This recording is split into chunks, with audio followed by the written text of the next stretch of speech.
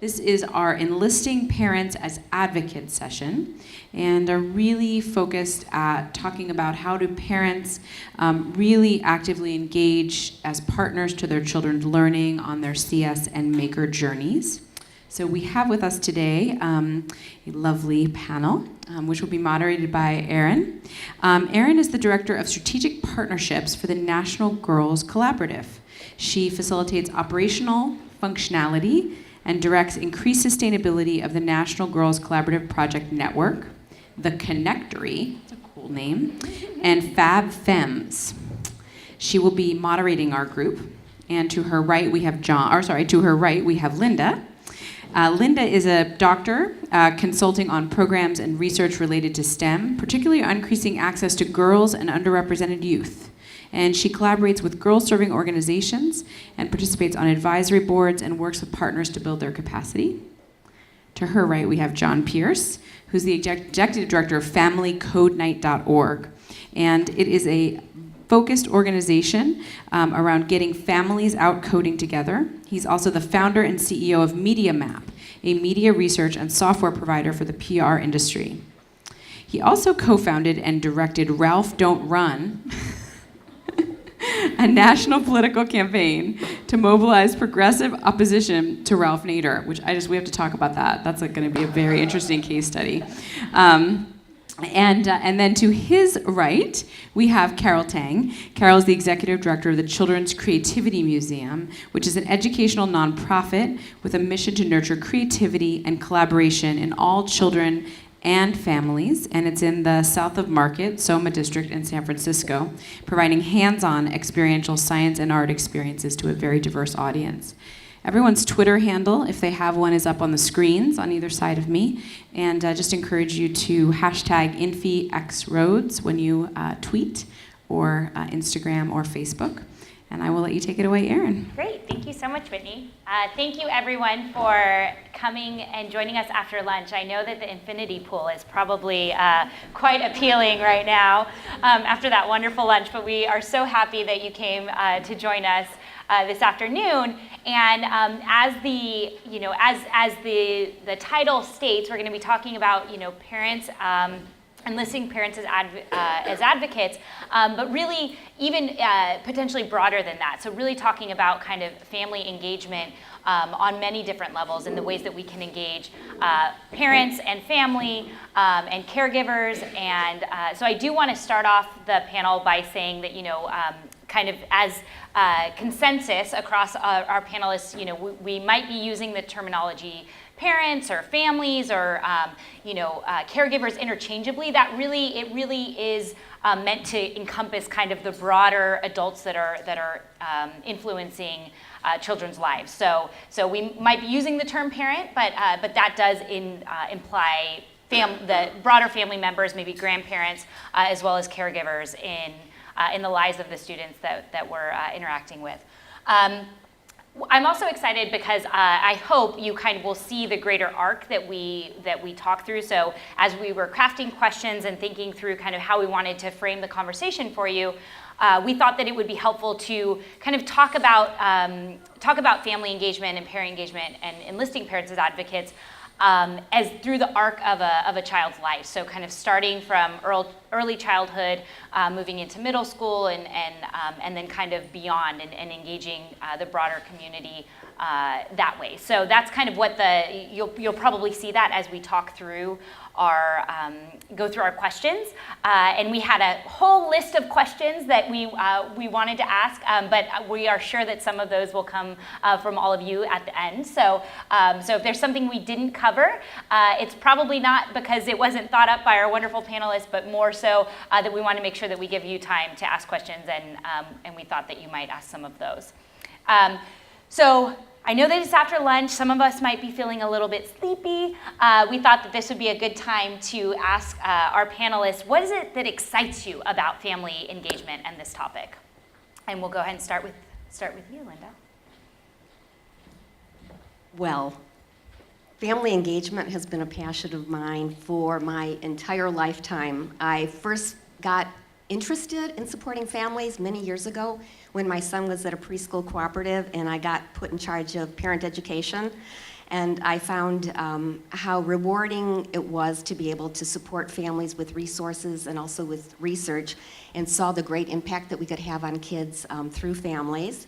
I'm a great research junkie, and so I always love to look for ways to be able to bring research to parents and to educators and really make it applicable and accessible to them.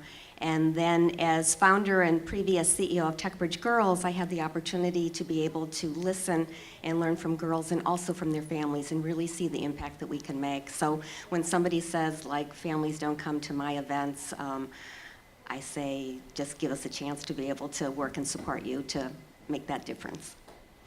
Well, I'm really excited to be on this panel because I think it really goes to the heart of what we see as the next great challenge in the CS for All movement. I don't think we're ever going to overcome the digital divide or achieve digital equity in this country or any other country as far as that goes if we don't start K-5. K-5 is when children's self-beliefs are formed for a lifetime. And it is much easier to inspire those beliefs in children K-5 than having to overcome the middle school conviction of so many kids of that's for the nerds or that's for the rich kids or whatever. And so K-5, in our view, is the next great opportunity in the whole CS for All movement and the only way we're going to get to achieve digital equity. And if we're going to go after K-5, if we're going to get the job done in those years, then we should use the most powerful force in a K-5 child's life, and that is parents. And parents are the great, in our view, untapped resource in the CS for All movement, because when a parent and child share an experience of embarking upon coding education together or any other learning experience together, the validation the child experiences lasts for a long time. And there are a bunch of other benefits of parent engagement we'll talk about as well, but those are sort of the twin parts of this from our point of view, why we think this is so important. We've got to start K-5, and if we're going to do K-5, let's pull out the big guns of, parent engagement. So my excitement about this topic is just very personal. My family, my parents are immigrants, and I went to 5 elementary schools, and I ended up graduating from the first school district in America to face bankruptcy, which was the Richmond Unified School District here in the Bay Area, which is now the West Contra Costa Unified, which my son currently goes to.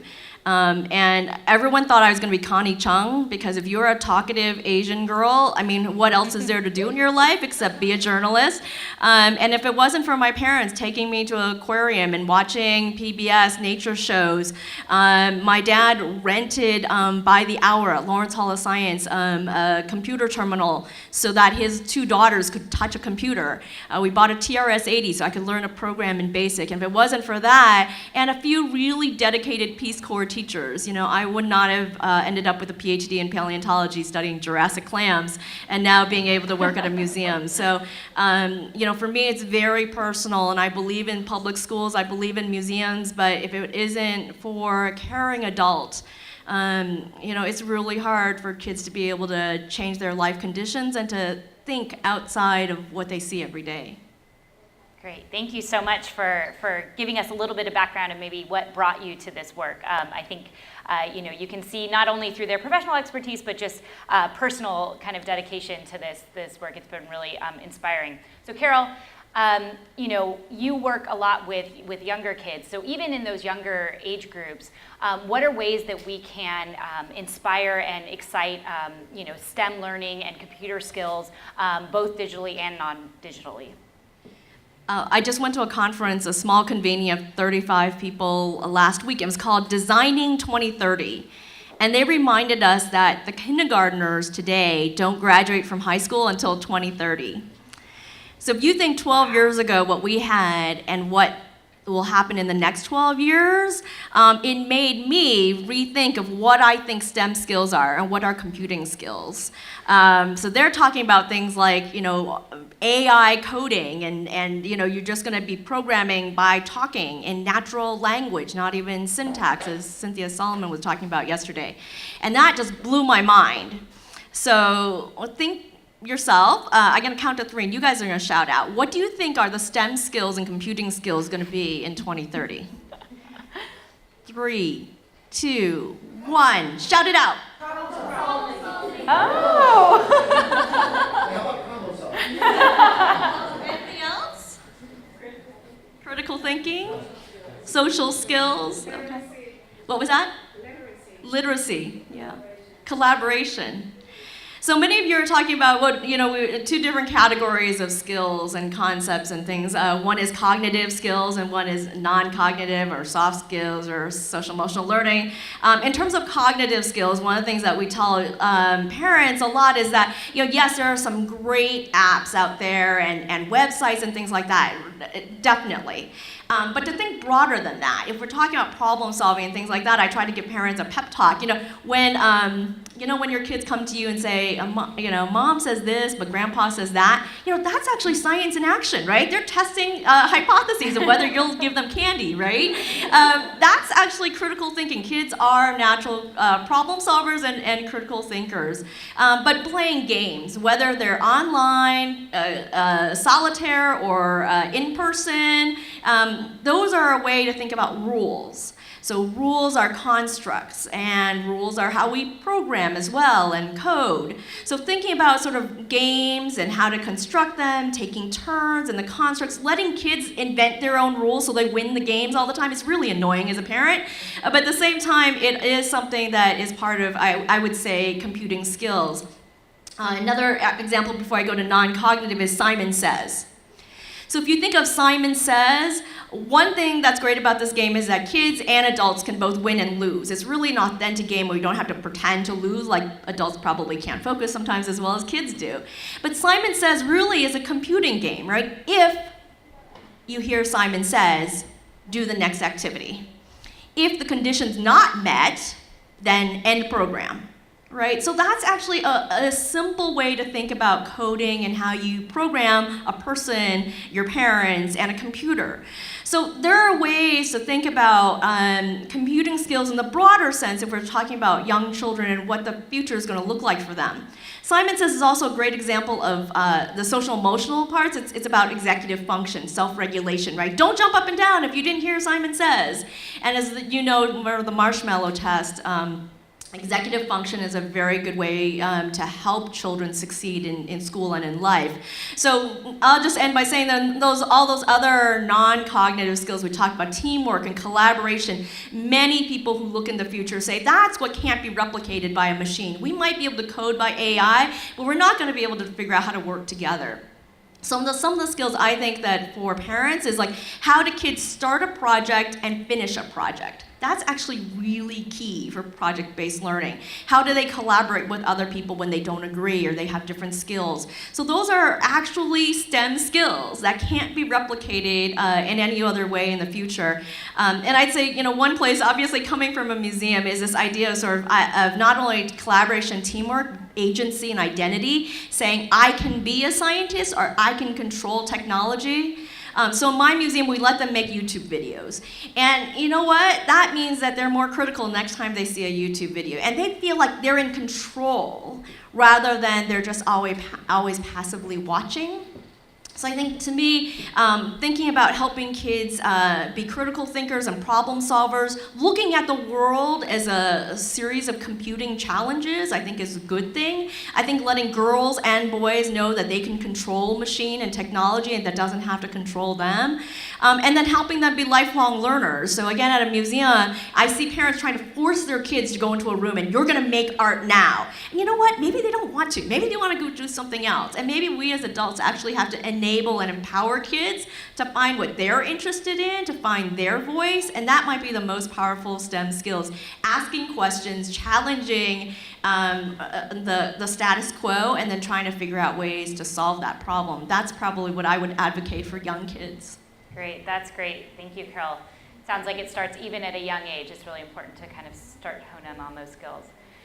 Well, John, there have been hundreds of family code nights all across the country. What are some of the lessons that you've learned in terms of engaging parents? Family engagement is everything that Family Code Night is about. And so there have been hundreds all over the country involving tens of thousands of kids. And I think our lesson so far, the core event really is a winner. We've taken, and this isn't all our creation by any means, we've taken Hour of Code puzzles from code.org. We've wrapped instructional content around them in the form of a presenter's script. We've created an organizer's checklist that makes it easy to plan the event. It's all free in 11 meg zip file from familycodenight.org, and thousands of people all over the country have downloaded that kit, and they're doing Family Code Nights all over the country.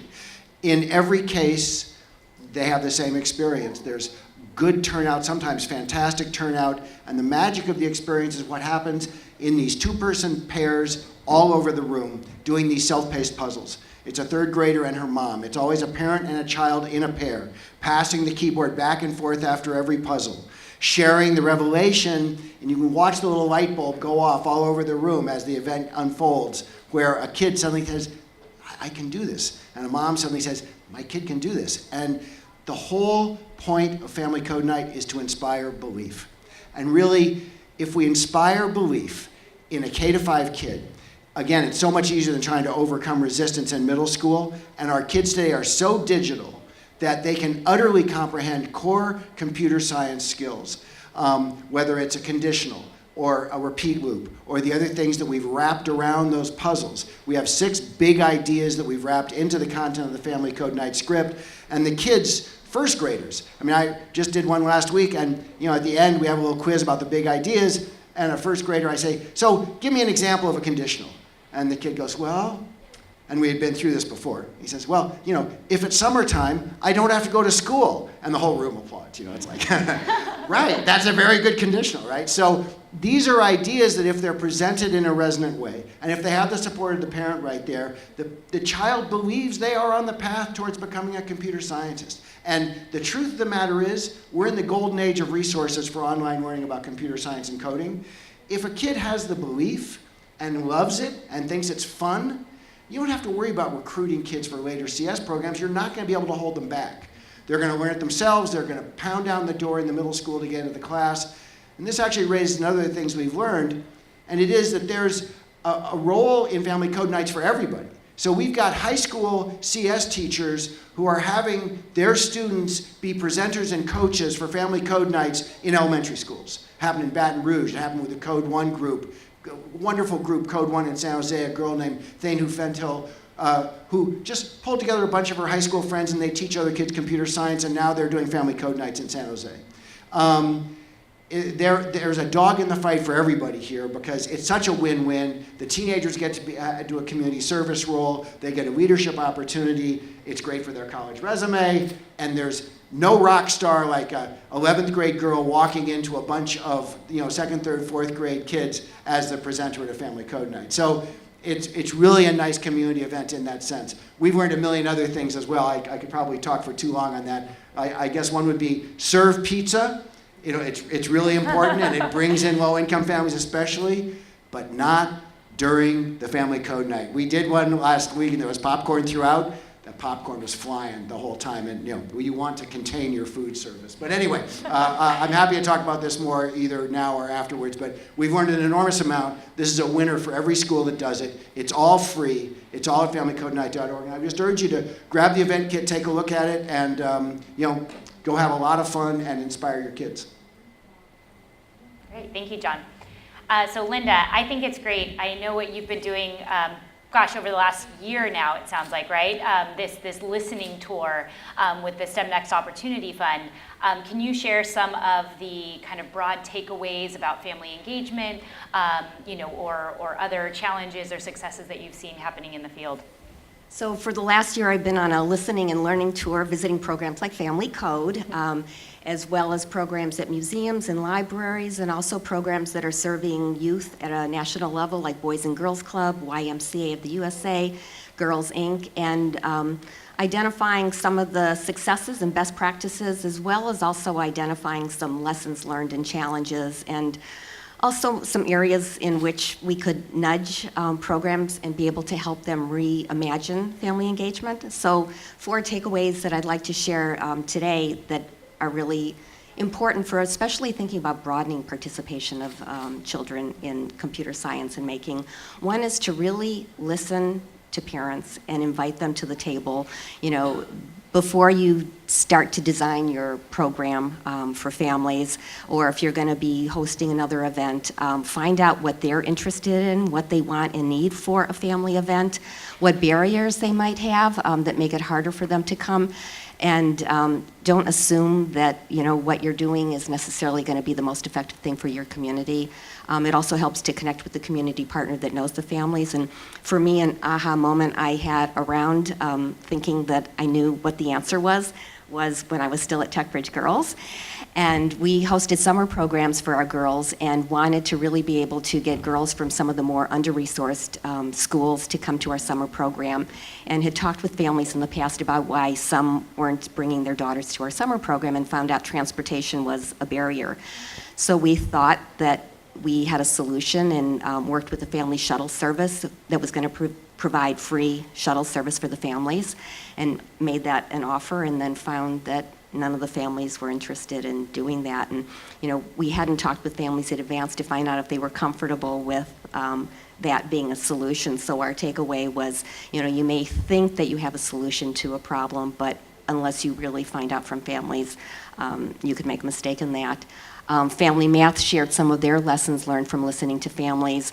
They would do these great family math activities at the Lawrence Hall of Science, and found that when they talked to parents, some of the parents said, these are really fun activities and I feel comfortable doing them at the Lawrence Hall of Science, but I couldn't do them at home. They seem too difficult to set up, or I don't feel like I can manage it. So the takeaway for staff at the hall was that they wanted to really rethink the kinds of activities they were going to support families at the museum so that families could continue to do them afterwards, but they never would have known unless they had really talked with parents. Takeaway 2 is to be really aspirational in terms of how we think about family engagement. With a lot of the organizations that I talked to, they checked off the box thinking that they were doing family engagement by hosting a one-time event, maybe at the end of a summer program or at the end of a year of doing an after-school coding or making program. And while that can be a good start, there's many more ways that we can deepen our engagement by doing more than just a one-time event. If you find out what families are wanting, you can be able to do more, and families will come to those workshops.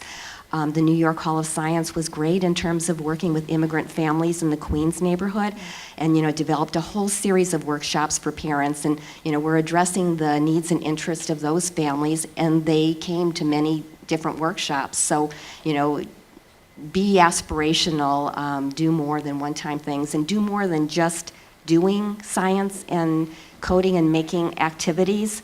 I was part of a summer series this past year in South San Francisco, and we had 10 workshops on Saturdays that families came to. And it was really fun for parents to be able to do programs and activities with their kids, but there was no discussion with parents in terms of, the kinds of questions that they might ask or support their child to facilitate learning. There was no modeling of behavior to support and encourage the growth mindset. There were no takeaways after for follow-up in terms of, what's a book that you might read, or what's another activity or a website that you could follow up with. Third takeaway is make use of research and share it with families. A program that I love is Digital Youth Divas in Chicago out of DePaul University. And what they did was they were part of some of the Bridget Barron research around the roles that families play supporting their kids in technology. And they thought, we want to make use of this information, but we don't want to just be the holders of the knowledge. We want to share it with parents. And these were families that were low income, many were single parent families, and they would sit around tables and, look at the different roles that parents can play, talk about what they were doing, realize that encouraging their kids is something that's really important, and brokering opportunities, and then families would share among each other. So they were building this network of families to be able to develop resources to be able to follow up and do more with their children after they were part of this program. And then the last takeaway is to always be mindful of equity and access in everything that we do. I keep on seeing more and more opportunities and resources online, and also programs in the community for families. And it's kind of a good thing and a bad thing because there's so much going on, and it can really be hard for families to access resources online or know which ones are the best. So if we've got programs where we're connecting with families, if we can curate and just give them a small number, that they could follow up with for next steps, that would be helpful. And then also thinking about when we have processes for registering for programs, to really think how accessible they are. I visited this great program at a library that was a maker program for moms and daughters. And when I talked with the mothers to find out what the registration was like or how they got involved with it, they said registration opens at 9 in the morning on a Monday, and by 9:03, registration is filled up. Well, how many families would, one, know about that, or, you know, have the openness in their job to be able to be on the computer just waiting at 9 o'clock? So I think just for us to be really mindful in all that we're doing for family engagement to make sure that families that can most benefit have access to it. Great, thank you. That's fantastic. I love how you just 4. There you go. There's your 4. Great, John. So, you know, I saw you nodding when Linda was talking about kind of the one-off event. So, you know, a lot of energy is developed during a family code night. I'm sure. How do you keep that energy and that momentum moving forward? That's one of the first things we realized when we started doing this. This all happened out of my daughter's elementary school up in Mill Valley. We just sort of, on the spur of the moment, invited families to come in and do the hour of code with us. Well, 100% of the surveys that came back after our program asked for follow-up programs. 100%. When you do a family code night, you're going to have a highly mobilized school community for your CS programs. That's one of the most important aspects of it. Whatever you're doing in CS education or STEM education, this is a fabulous marketing opportunity to advance the profile of that. One of the other issues about maintaining the impact of a family code night, we have created a set of resources for families to take home. And so we have a Code On at Home flyer that goes home with every family. We have an affordable internet flyer. You can't really code on at home if you don't have broadband. And so we have a flyer that summarizes subsidized broadband services for low-income families. A bunch of other flyers we've created that are all part of that event kit I mentioned earlier. We also have built a set of resources for continuing programs after family code nights. We like to say we partner with schools, but we also circumvent their limitations. And by that we mean the schools really want to do these programs, but they may not have staff trained and be ready to roll out clubs and after-school classes and everything. So we try and urge parent volunteers to act. We try and encourage company volunteers to act, or for the schools to implement their own programs. And so we provide things like an 8-week coding club kit, like our event kit for Family Code Night. This was one that was we developed with CodeSpark, and it's the FOOS, and it's an 8-week, 1-hour-a-week club for K-2 kids. There are also some wonderful resources out there from other organizations. Rose Roque at the University of Colorado Boulder has put together 5 2-hour family workshops that bring families together to do maker nights and other kinds of things. I would recommend that you check that out.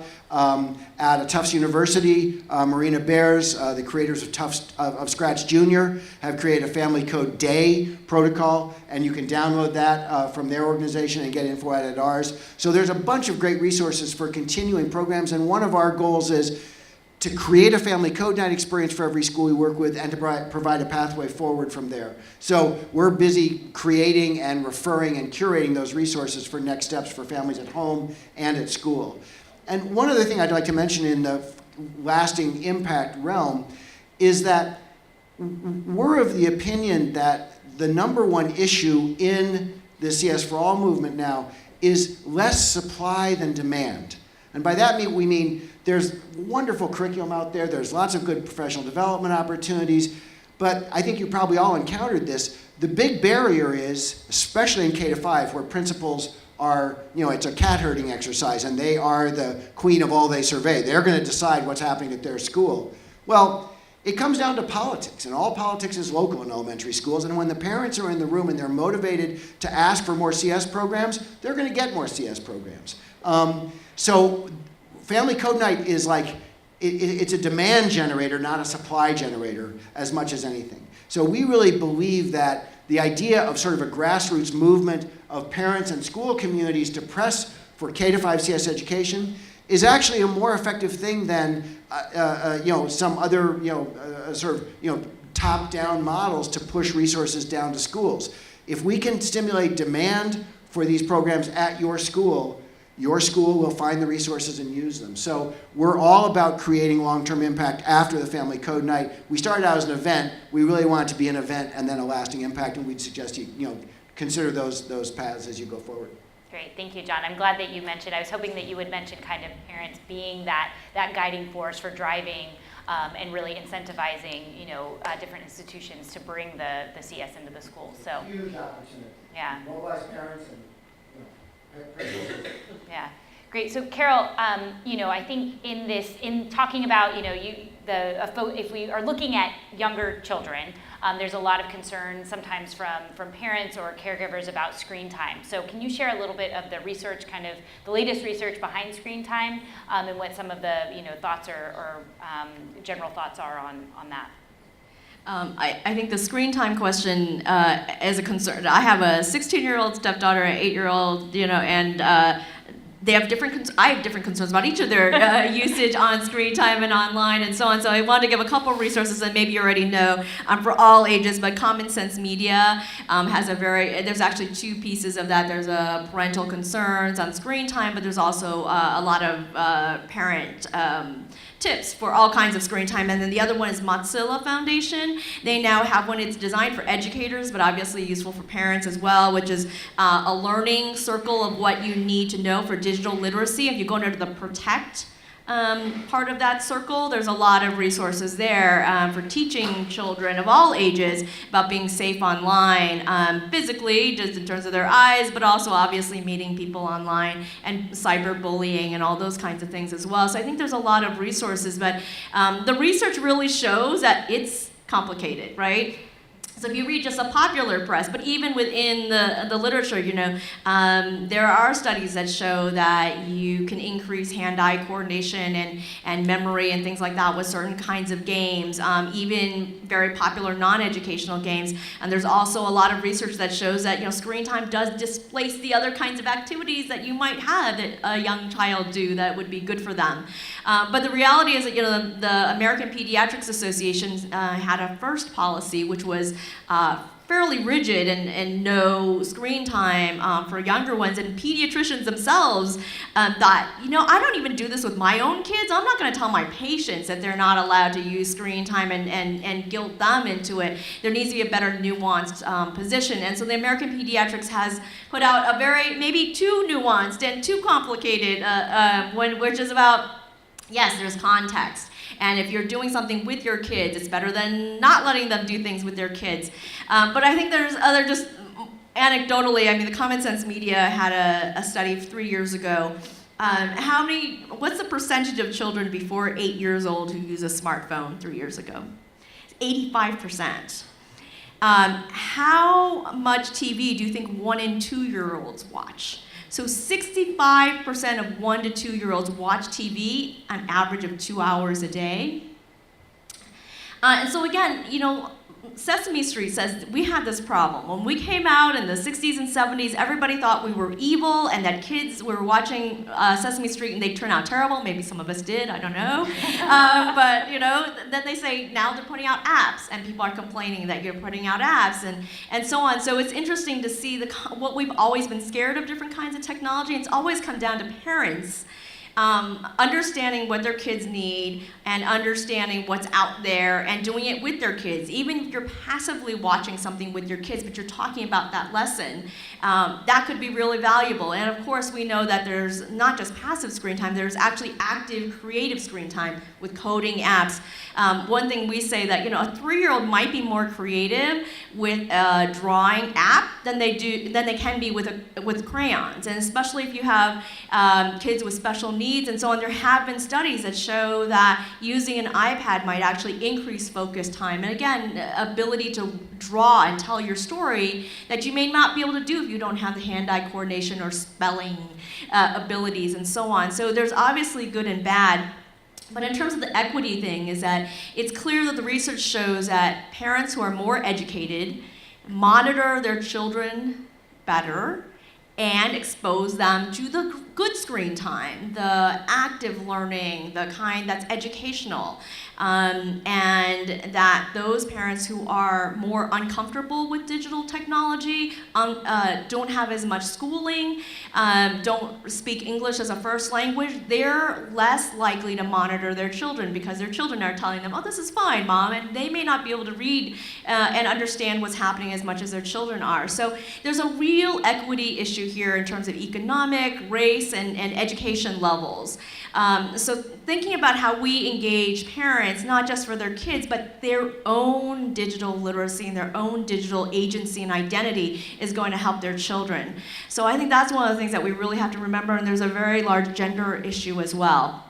Parents, both moms and dads, and other caregivers monitor girls and boys very, very differently as well, and so that might lead to girls feeling not as confident with technology, or the technology is not something that they go into because boys have spent more time and are less monitored and less prescribed in their activities. So all of these things I think are an intersection of all the comments, things that we've been talking about at this conference, but parents unfortunately are magnifying, or fortunately or unfortunately magnifying some of the other issues that we see, and their children are then carrying that with them as they go through the educational system. So I think that there are dangers, there are also real benefits, and we don't want the benefits to magnify the inequities that we see. We want it to actually be one of those things that are democratizing STEM and digital technology, and we have to be careful and monitor that, I think, as intermediaries and policymakers and direct service. I'd like to just give a shout out for one other Common Sense Media program, which I think is fabulous. I don't know if you've seen it or not, but the device-free dinner campaign.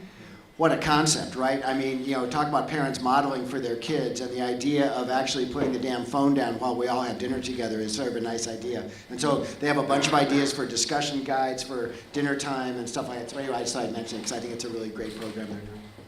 Great. And I'll ask one more question, actually, of Linda. And Carol, you touched a little bit on it. And then we'll open it up. So if you have questions that you really want to get to, hold on, just one more question here. So Linda, you've spent the majority of your life working kind of in the equity field, and specifically in gender equity for girls in computer science and STEM. What are some of the takeaways or lessons learned that you've seen in terms of family engagement, specifically with girls and computer science and making? I think relevant to what Carol had just mentioned was that parents of young children are more likely to recognize the early interest of boys with technology than they are with daughters, even though the boys aren't more able or competent, but it's just kind of a gender stereotype. And as a result of that, they're more likely to then provide additional resources or activities to support their child. And again, it's a very unconscious bias that can be easily remedied by talking with families. I went to some summer program fairs when parents were finding out about summer programs in their community, and talked with them and found out, what was the decision-making process of families. And parents often said, I never thought my daughter was going to be interested in robotics or a making program or something with engineering. And those were things that they just traditionally enrolled their sons in.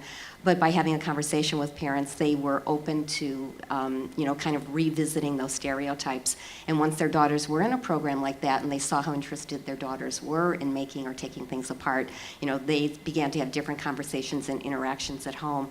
I think just the only other point that I'll make about gender, so we have time for questions, is the power of parent encouragement.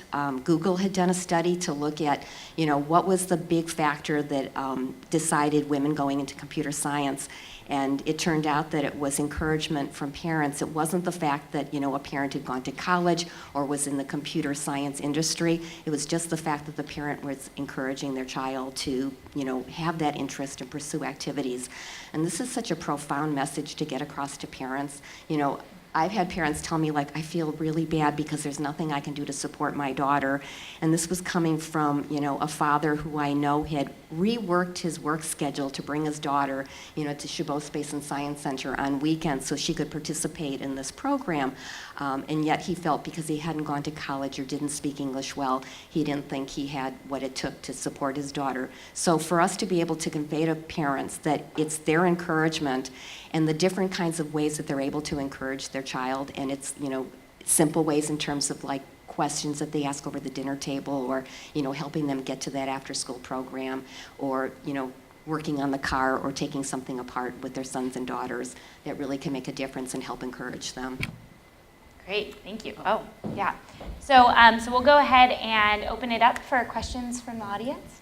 And I'll just ask you, wait till I give you the microphone so you show up on the video. And please introduce yourself, maybe say what your organization or institution is, and then ask your question. Hi, my name's Ryan Robledo. I'm a computer science teacher at a vocational school in Massachusetts. So my question is, what do you have for suggestions on engaging ESL families and communities in these family code night type experiences? We translated the core materials of Family Code Night into Spanish. Interestingly, we did one simultaneously in Spanish and Vietnamese in San Jose.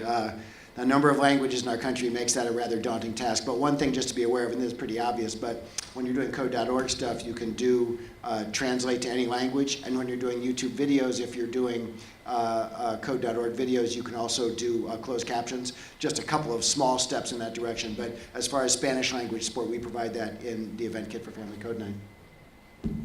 And of course, we all know that access and opportunity and equity are not necessarily overlapping on a Venn diagram. And so one example is among museums, the average income level of a free day of a museum goes up rather than goes down. And that's because people who are comfortable going to the museums will go to a museum, whether when it's free, and take advantage of that. But if that was a barrier to you and you didn't feel like that was part of your experience or you feel welcome there, it doesn't matter if it's free or not. It's not necessarily the barrier. So again, going back to what Linda said in terms of really thinking about it, I think the days of the week is very hard. So at my museum, we no longer have free days. Everybody who has a EBT card, which is Federal Food Assistance, comes in for free on their own time.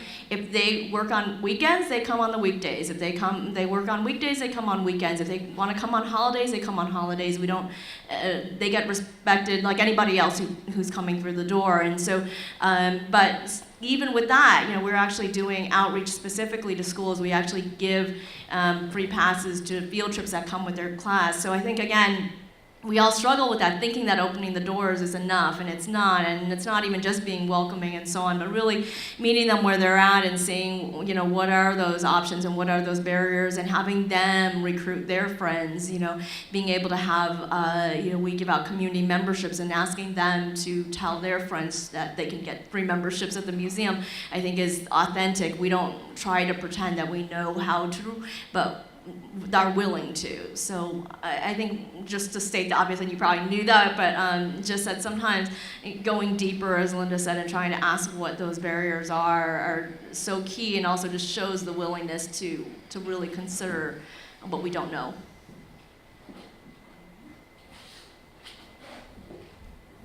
Hi, my name is Marty. I'm from Mason, Ohio. I teach 7th grade coding and robotics at a public middle school.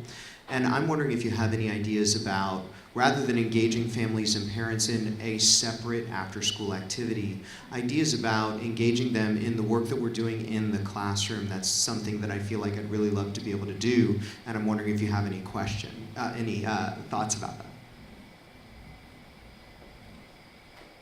Uh-oh.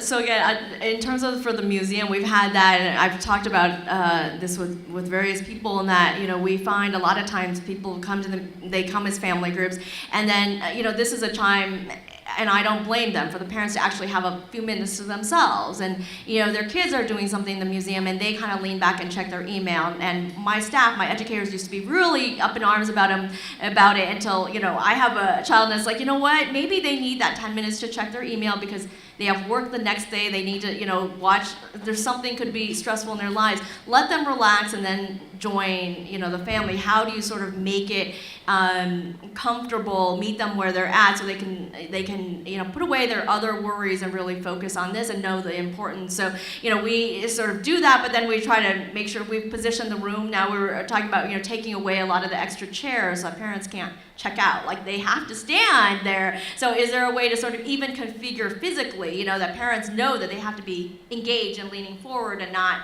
leaning back against the wall, so there are little cues, I guess, is one thing.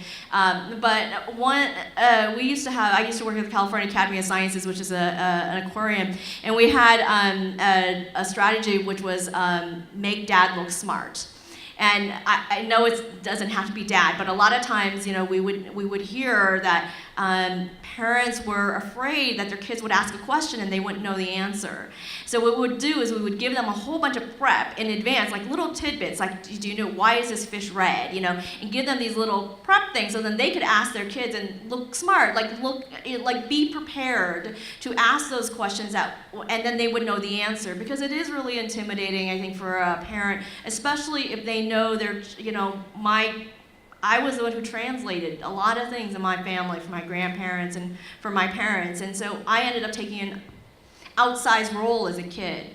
And so being able to empower parents to feel like they're part of it, or that encouragement that they're not at a disadvantage with their kids, I think is actually really important, I would say. You know, being able to show them that they can contribute in ways, whether it's their life skill, whether, you know, they're able to build or they're able to do something that's from their own core, I think, you know, puts them on a more comfortable level. Otherwise, they feel like they should defer to that teacher in the room. I think one thing that we have done is we encourage parent volunteers to get engaged as presenters or to join the program. And you know, in any school community, there are bound to be a couple of technical parents. And through the PTA, you know, you can do a little informal networking and find out someone just coming in and doing a presentation about what they do in their technology job can be a helpful thing in a class context. And then another thing we do in the luxury of the Bay Area, we've taken groups down to, you know, various companies around here that have, you know, outreach and you know, facilities available for visits. And that's obviously a great thing to do too. So I'm sure there are companies like that in your area that might be suitable, but still, it's not quite getting them right into your classroom necessarily. I might just add, you know, we focus specifically on girls in STEM and computer science, and one of the things that we know works really well with girls in STEM and computer science is role modeling and mentors, and it is likely that that girl is not just going to go by herself and meet a mentor or a role model, and so, you know, really trying to find those areas where you can empower parents with those kind of tools. And there's a lot, I mean, I could, you know, FabFems is the database that we run that's women in STEM mentors and computer science role models. You know, and so empowering parents with some of those tools to be able to find maybe, or as a teacher, you know, if you are speaking to a parent and kind of helping them bridge the, okay, so this, you know, a student is showing interest in this area, how do they bridge that to the out of school time or to the summertime, and maybe helping kind of, you know, and that's a great way to engage them, because you're kind of empowering them to take this knowledge that their student is interested or you know, good at this topic, and then be able to find kind of other ways that they may not have the expertise themselves, but these other tools to either connect them, and so that they could go and have, you know, have a meetup with a role model in this area, or you know, or help them connect with a program in their area that's doing that in out of school time. I should also say the language that we use, there was a pretty seminal study of women in STEM, and when they asked people, do you have a career in STEM, they would say no, but then they would ask them open-ended, what do you do?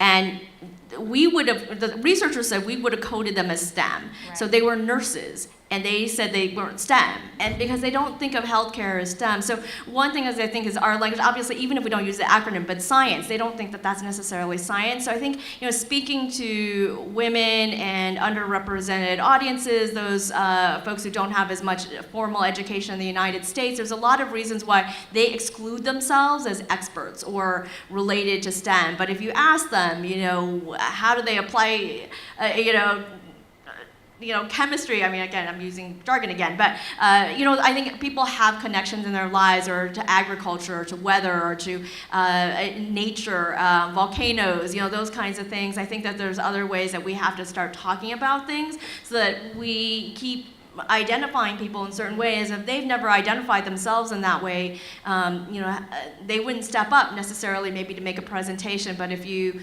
connected it with a different thing in their lives, they might realize they have something to contribute. So I think that was just really fascinating about self-identifying and saying, I don't do STEM.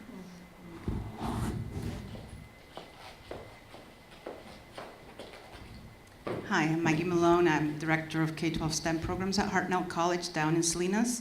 And I have three things to maybe include or add on to what you were saying about parents. We discovered that the best way to make them part of our programs is to have a really good program.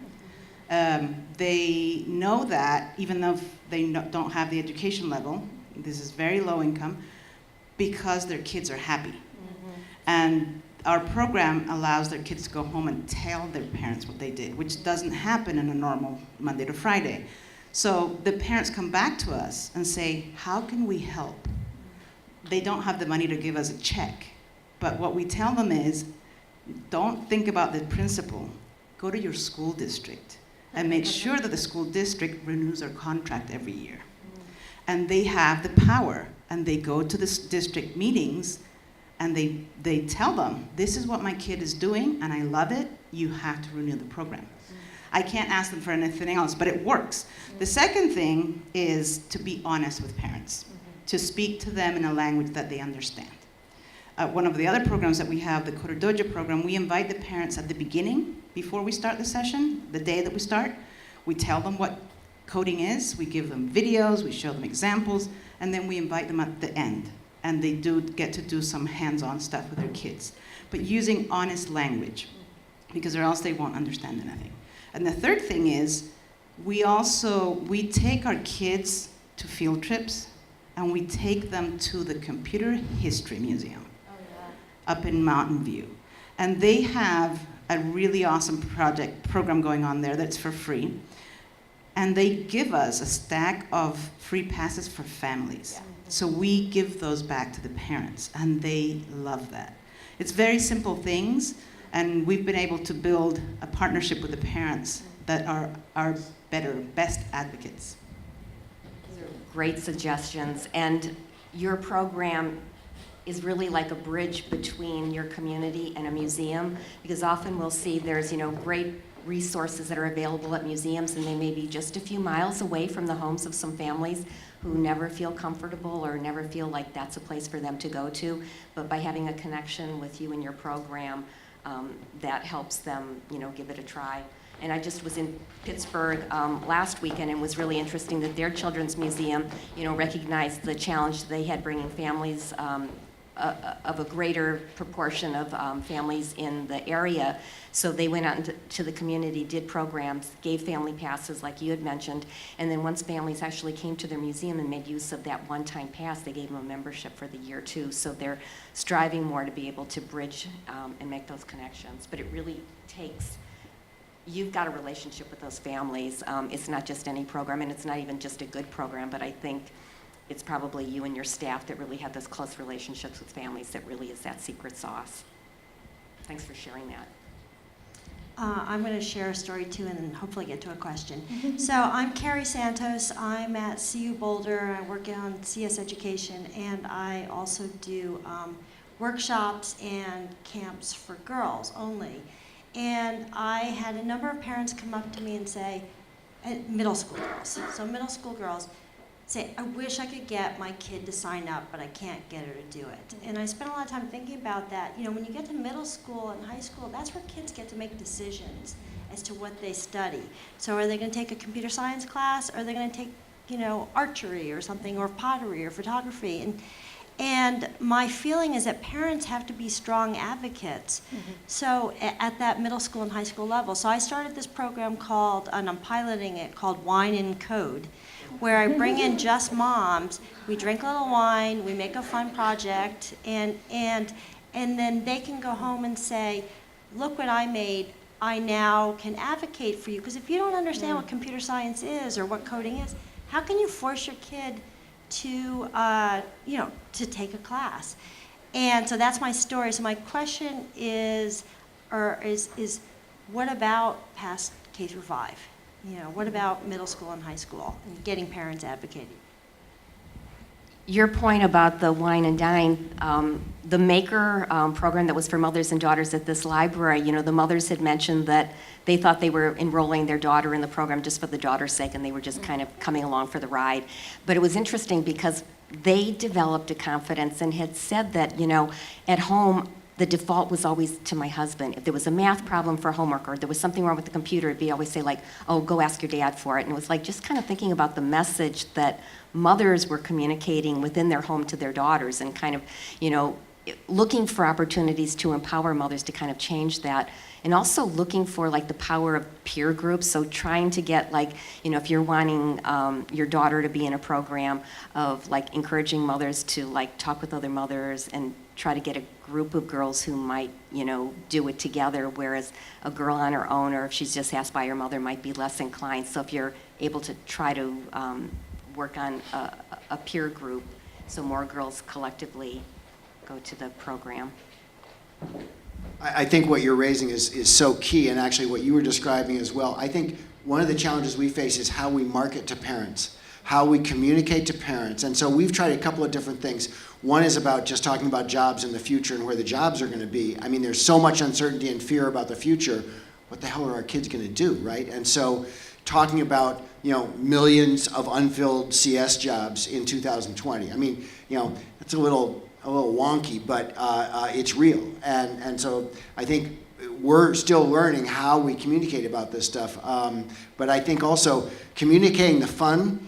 So I think there's a couple ways on the communications and messaging side for parents. One is about just the empirical importance for your child's future based on the data you can easily present. And the other is, this is really fun. And one other thing that, it's more in the K-5 space maybe, but the content is so simple and playful that, you know, even a parent can do it, is sort of one of our messages that we try and convey. I must say, I think we're still coming up the curve quite a bit on the communication and messaging side of this, but if we can figure that one out, it will have a huge impact on the issues that you're talking about, and I think on the wonderful example that you're talking about there as well.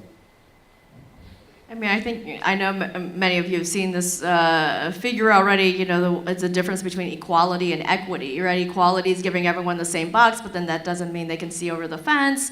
And equity is where you give everybody what they need to see over the fence, and then there's true barrier-free is taking away the fence. And I think what you're seeing with a lot of the girls programming, so we have a girls-only camp as well for older girls now, and my those of you who saw yesterday and today, the Girls Garage. So my daughter also went through the first camp, the summer camp, and that was after a horrendous summer camp the summer before, where she was the only girl in a robot coding one and never wanted to go back again. Luckily, we got her into Girls Garage, and she welded and hopefully brought back the interest in science. It was really touch and go for a while, and it was just such a bad experience. And so I think that we've been doing girls-only camps at this point, because thinking that, you know, there needs to be, for some girls, not all girls, but a safe place where they can be nerdy in ways that they don't have to censor themselves, and maybe their parents are going to see them in new ways as well. I think that that's one thing, and just to say, you know, we all have probably seen some of the studies now that it used to be for a long time, we thought girls weren't going into science majors because they weren't as prepared, they weren't taking as many classes because of, you know, other biases and so on. Well, it doesn't turn out to be that way, right? So the first, I think the AP computer science one, girls outscored boys, or they're statistically even. Girls take more advanced math classes than boys. They go into college, girls are more prepared for science in terms of on paper than boys, but they still don't want to major in it, and they still don't want to be scientists. So I think this attitude, and many of us have seen that it's a drop in women in STEM ever since tech bros got popular. So the number of girls going to STEM is the same, but the number of boys going to STEM is rising higher and higher, and so the percentage we're falling behind. So I do think it's this cultural issue now. You know, girls, you watch Silicon Valley, and I mean, who's coding on that show, right? I walk around San Francisco, I barely see anybody who doesn't look the same, is dressed the same, and is standing in the same line for tacos. I mean, it is not a stereotype, you know? So I think that it is where parents, I think well-meaning parents are telling their talented girls to go do something else. Because why go through that with that, right? So I think that it is this combination of parental, of culture, and you mentioned archery. You know, why did girls suddenly take archery?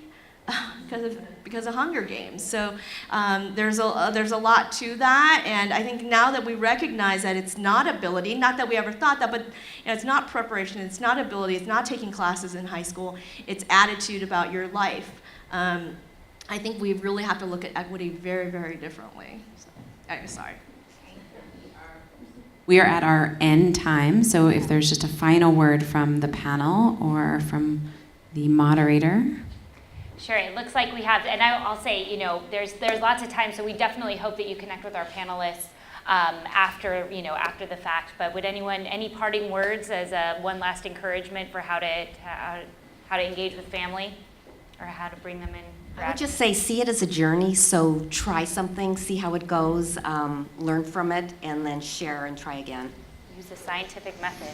And lots of wine, apparently. I would just advocate building a community of committed parents at your school, and then encourage them to take those next steps and code on at home, and thinking of reading to our kids. Well, we can code with our kids too, and thinking of it as a family activity and promoting in that way. And even things like device-free dinner to add some sanity to it. I think there's a lot of family values in this, and that it's the responsibility of K-5 educators and middle school educators really to try and convey that.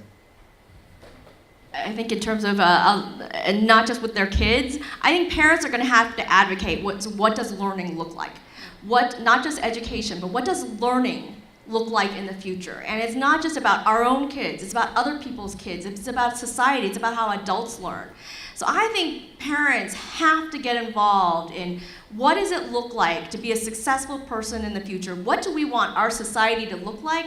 What does learning mean? How do we engage? And we as all caring adults have to be part of this.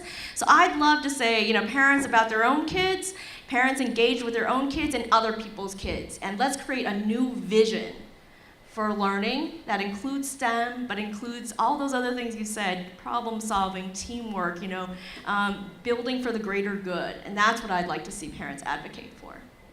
Awesome. Thank you, Thank you so much. Erin, John, Linda, and Carol. A round of applause.